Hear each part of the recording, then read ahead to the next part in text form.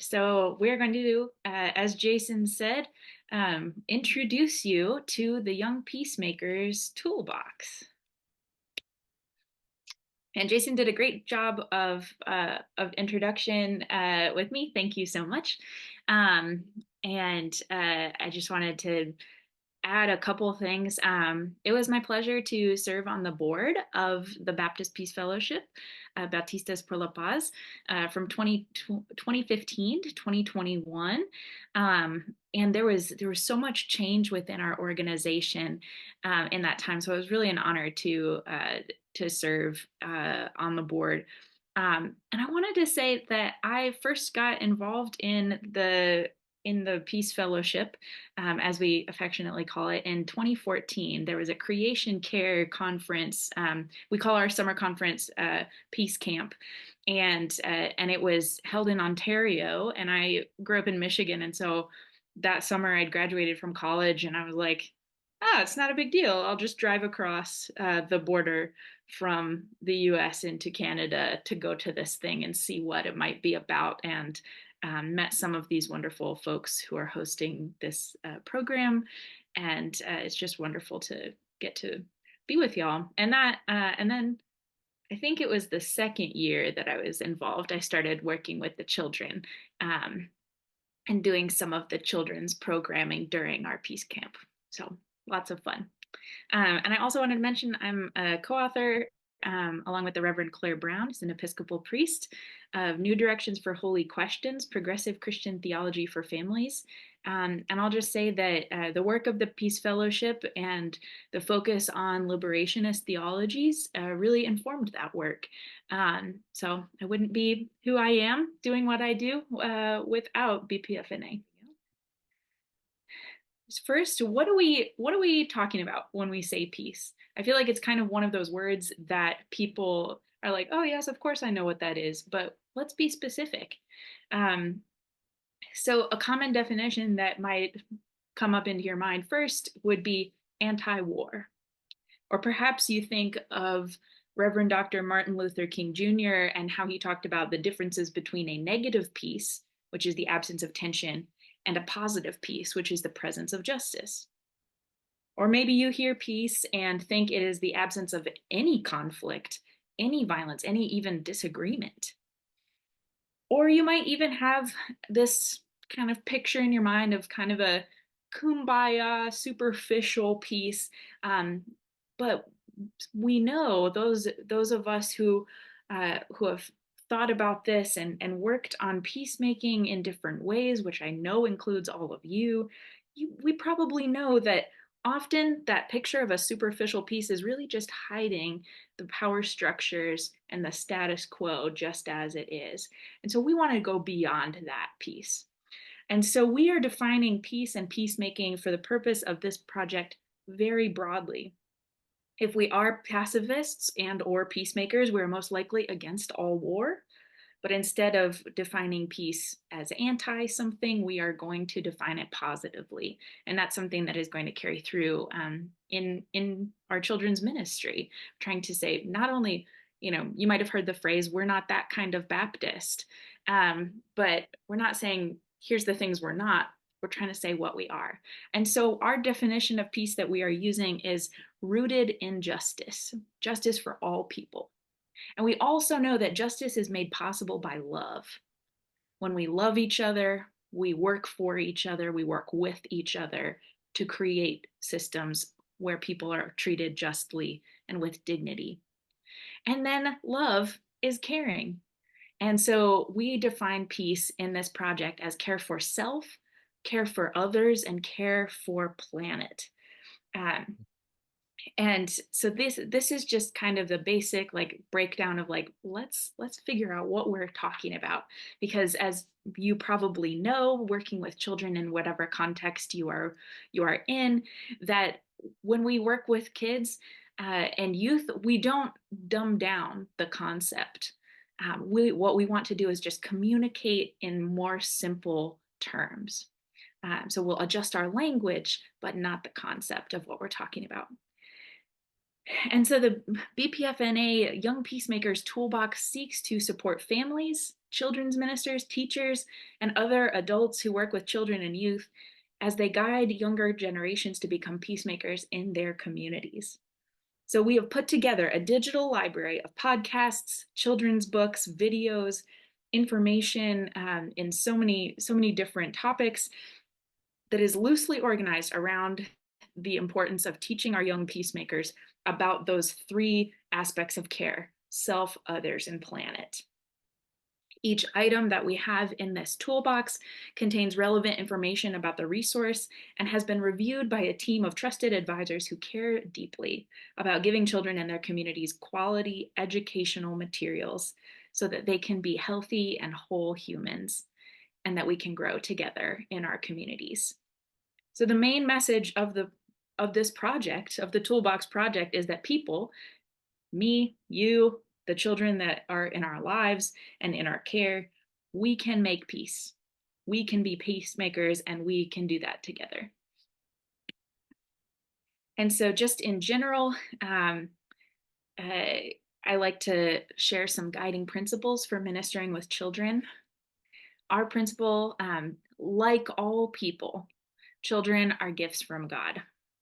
Children are their own whole people. They're not, they're not small adults. They're not incomplete. They are their own whole people and thus deserve respect and to be treated with dignity. And then listening, just seeing some of the names that are on our call already. I know that you all are so good at this, but listening, because children will, they mostly want to tell you who they are, what they love. I think of my little brother, bless his heart, he used to answer the phone and tell people about Spider-Man anytime that people would call our house. But like people wanted to, the children want you to listen to them and learn about their lives. In ministry with children, we're going to normalize asking questions. And so invite the questions. And I love to say, I wonder. I've been trained and have used the godly play method of children's Sunday school and worship for several years. And it's all about wondering. And we want to bring that curiosity in. And we also want to normalize saying, I don't know. And let's find out together. I think that's something that this toolbox really captures, and we'll talk about that a bit more, that there are many dimensions of how we can find out together. And we also want to communicate with caregivers, because the adults that are caring for children, they might have some insight, right, into what is going on in this kid's life. What are they experiencing at school? What are they seeing on the news? What are the life situations that they are dealing with that they might need some support around, or that you might need some support around? So we want to be sure to communicate. And we also want to involve children in leadership. Children often rise to the occasion. If you provide them a space, they will fill it. They will come in, they will read scripture, they will tell you what they think, they will ask those questions. And so lean into that. And we also, of course, want to show up for the children, meet them where they are.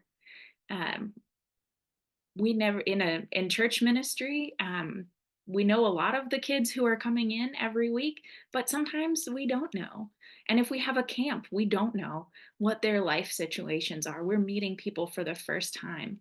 Or like, even if you have a kid that's coming home from school, what have they encountered today? You want to meet them where they are. And so this toolbox also hopes to support caregivers in meeting their kids where they are. And so Jason said a little bit about the origin of the project, but basically the organization, the Baptist Peace Fellowship, has always been a really family-oriented organization. There are people who are active adults now in the Baptist Peace Fellowship who grew up coming to the peace camps as babies, and we celebrate that and have followed those folks all through their lives. But over the past decade or so, it has become clearer and clearer that there need to be more resources to use to engage children in the work of peacemaking. we didn't want the kids program or youth program at Peace Camp every summer to just be a keeping them busy, right? We want to really engage them around the topics. And so some of the members of the organization really brought this up repeatedly to the staff and the board and said, we need more resources. Um, we need resources that really do address the lived realities that children face. And this organization works with people in the United States, in Mexico, in Cuba, in Puerto Rico, in many different places. Actually, we're expanding much further than North America, which is a whole other webinar. But we need to be able to respond and offer resources to all of the folks who are hoping to be in community with in our global world. And we recognize that some contemporary Christian resources do not always represent diverse families and cultures. There's not always languages other than English that are easily accessible, and there are some issues in bridging the gap between teaching Bible stories and relating the Bible stories to the children's lives. I am happy to say that due to some other connections in children's ministry circles and progressive ministry circles, I know that there are lots of people thinking about this right now and doing really good work. And so we just, we're kind of on the same brainwave with some other organizations and folks who are trying to create resources that do meet kind of these same needs. And so in this organization, with these concerns, we knew that there needed to be a process for researching and vetting the resources so that we could really stand behind what our recommendations would be. And so then this project was born. And so our process, first we assembled a team. I say we because as Jason mentioned, I was part of the resourcing team. And so the resourcing team researched media around some of the topics that are named on the screen. We looked at our personal libraries, our church libraries, researched our favorite blogs and children's ministry folks, and really tried to find a lot of different topics to include. And we know that these topics are often intersectional, and so some of the resources may overlap into multiple categories. So then when the resourcing team was done by those parents, teachers, ministers, social workers, lay people, grandparents, then we went over to the vetting team. And so we submitted our resources and the vetting team was assembled to experience and review all of the resources. And so they did experience them, they did review them, and they actually provided feedback. Not everything made it in, and some other moments of interest happened. And so there were, more research was done into certain topics to make sure that they were included. And then we also were really lucky that the vetting team considered the practical applications. What age is this for? What context could this be useful in? Why would we want to use this resource? And so then now then there was the designing and marketing, and now we get the fun part of talking to people about it and telling people and referring people to the resource. And so the criteria that we use to address, to do our research, and then the vetting team uses it to vet the resources, is these represented on the screen. We knew that we wanted resources that represent children from different ethnicities, nationalities, and family structures. We wanted to address difficult and underrepresented realities in a trauma-informed and age-appropriate way. We wanted to equip the adults, those caregivers that I was talking about, with relevant information to help them support the children in their lives towards these goals. And we really hoped and tried to find resources that were bilingual. In our context, we're mostly talking about English and Spanish, or resources that included that included other offerings or activity sheets or other things related to it in other languages. And I want to also note that doing a bit of work in the area of children's curriculum, and trying to keep informed about what is out there for churches and for my church. I do see that there are more people and more denominational organizations and curriculum writers out there really working on providing resources that are not only translated from English to another language, but resources that are really created with Spanish first language speakers in mind, and more languages. And we also wanted to not just include children's books, though I'm sure we all love children's books. I have a bunch over here in my office, but we wanted podcasts, videos, info sheets, worksheets, a film. There are some films that you'll recognize. We wanted to include all of those kinds of things. And through all of this, we definitely wanted children to be able to use these resources directly, but we also have that need of equipping the adults with the relevant information. And so there are things that can be used in many different age groups. All right, so now we're going to actually check out the resource. And so here we go. We have the Young Peacemakers Toolbox, BPFNA.org, Young Peacemakers Toolbox. It's under the resources link. And so if you scroll down, there's a lot of what we've shared, the pictures of our lovely, fabulous team. We're very grateful to work on this project. And I also want to shout out Jasmine Figueroa. She really led us in the development of this project. Once our former interim executive director, Reverend Dr. Doris Garcia, once she came up and said, it's really the time. It's time to do this, and let's find some funding and work on this. So then we get into, here's the toolbox. And so like all technology, it is not perfect, but we are really proud of being able to offer this, and we are excited to show you about it. And so you can search by category. There we go. And so you can see if you want to find things that are about care for others, care for self, care for the planet, and those categories that are also in Spanish. Have the Spanish resources. And then we go into the tags. And in my opinion, the tags is really the main way that you want to explore this resource.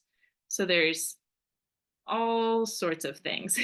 There are many, many different topics, and probably more will be added as we expand and continue engaging people about this resource. And then if you go into the resources part right now, they're all led from us. And so I think that would be updated, if there was something from the American Baptist Churches USA that we would really want to include, like that would be a way of searching as well. And of course, we also have the wonderful search bar. We love that. And so there are all of these different ways to find what you might be looking for. And so for an example, if I am looking for Middle East, North Africa stories, I'll click on that, and you do have to scroll down again. And there we go. My computer is, I think, being a little stressed by all the windows open. But here we go. So let's look at this book, Zara's Dream. Zara's Blessing, sorry. So we have we have the picture of the book.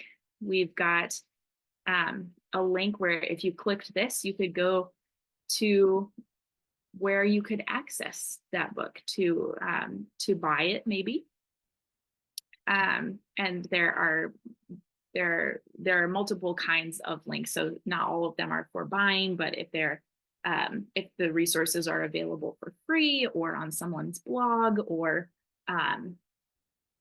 just like a PDF, like that's where you would find that. And so this entry tells us the title, the author, who published it, and then the reading age or grade level that it could be used for. They lift up the reviews and what people say about it, and they provide you a summary. And so we can learn a little bit about what this resource has. Sometimes there are these wonderful videos. I love this when it reminds me of Reading Rainbow, honestly, of when the authors are featured reading or talking about their book. And so the vetting team in this section will say something about how they think that we could use it. And then there's also other resources that go along with this. So if you want to have if you want to see a Q&A with the author, there's there. That link is there. If your interest is piqued and you want to know more about about Ramadan and how to learn more with the children in your life about Ramadan, there's a link for more information. And then down here, there's also all of those different tags that you could search by that tell you kind of what are the big things that this resource meets. What are the needs that are met? And so we've got care for others, care for self, Muslim stories, Black stories, and Middle East, North Africa stories. So that is one beautiful example. And so we'll go back to the search area. And so something that has become a really big topic of importance to children and youth in my church, and shout out to Mary, she knows about this since she's part of my congregation, is mental health. Our youth have over the past couple years gotten really passionate about mental health. They are our youth group is 6th through 12th graders from all over the Seattle region, and they are looking at their schools, they're looking at their families, their friend groups, their sports teams, and they are noticing that there are not enough mental health resources for youth in Seattle. And so we said, okay, so we have that idea of why that there's not enough mental health resources for youth. So let's actually research that and see what does exist. And so we did some research into, what does Seattle Public Schools say about the resources they provide for children and youth mental health support? What about the state of Washington? What about extra organizations? What about resources that specifically serve LGBTQIA plus children or youth or families? And so we did a lot of research and got really excited. And I'm really proud to say that this year we are going to celebrate and honor a mental health Sunday in May. And so as I'm thinking about a mental health Sunday, I'm thinking, if we're going to lift up this really important and really sensitive and tender topic in my church, I'm hoping to find a resource for a time with young worshipers during the worship service. So maybe that's, it could be anything, right? Like it could be a short video, it could be an activity, it could be a book that we read. Let's see what's out there. I'm also thinking about what could we do for Sunday school for children, for adults who care about children. I'm wondering, is there a movie that could be a good family movie night thing? This is something that our church has done over the past couple of years, and we make popcorn and watch a movie together, and often we'll, sit around and chat about it too. Um, and I also want to be able to support the folks in my congregation who have children at home and who might be having these conversations about mental health and mental wellness with children, maybe before Mental Health Sunday, maybe after. So I'm going to go into our tags and I'm going to say, what resources might we have? So there could be a resource around acceptance that impacts mental health.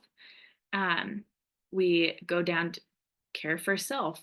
We believe in the wholeness of the human person. And so care for self absolutely does include mental health.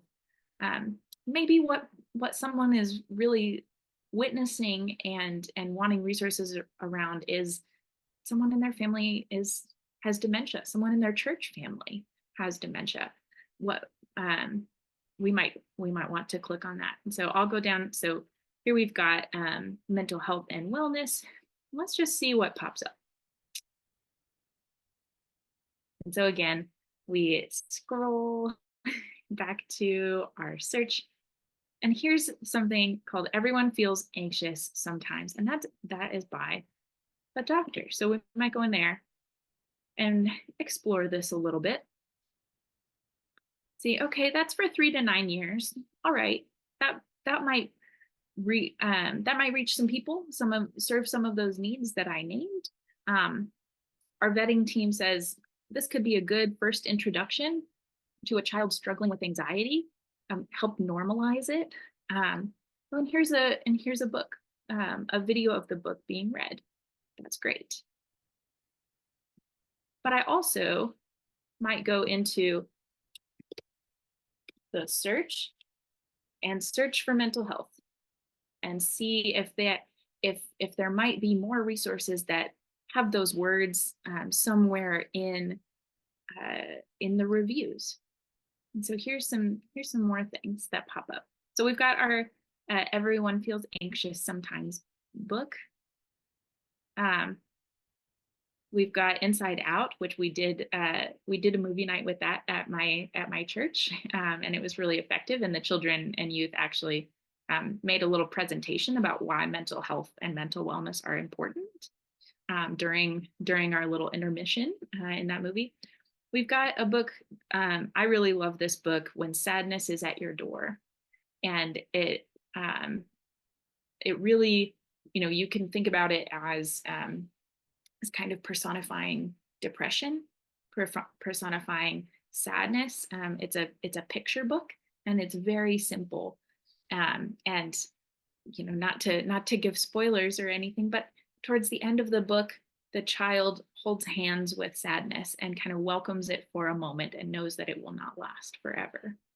So there's all of these different kinds of resources that pop up. The rabbit listened.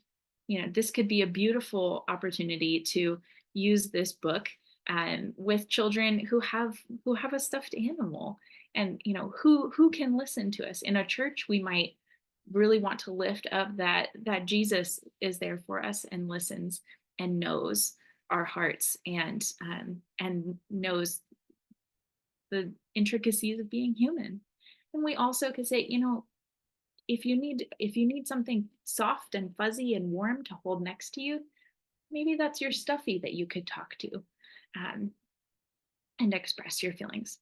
And then we also have a resource here, Parenting Forward, which is a really great podcast by Cindy Wang Brandt. And so there's mental health shows up in that title, even though it wasn't part of the tag. But that means that somewhere in this podcast series, mental health is addressed. And so that would be a resource for the adults, right? So